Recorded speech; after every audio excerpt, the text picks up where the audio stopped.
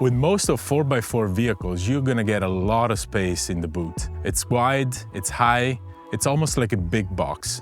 The challenge, get it organized and keep it organized.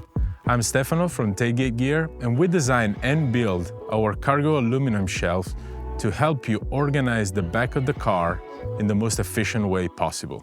The cargo shelf is light, made of powder-coated aluminum, only weighs 7 kilos plus the side brackets. It is engineered to be sturdy, and based on different car models, it mounts directly on the car frame. The side brackets give you the option to lower or raise the position of the cargo shelf. This gives you the option to place a variety of our modules underneath it.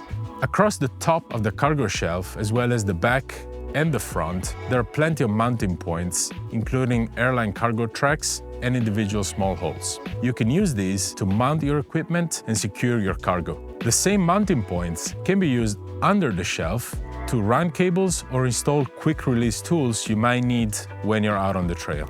We had enough of being like a raccoon in a trash can, sorting through boxes and bags. It was a total mess. With the cargo shelf, that's a distant memory.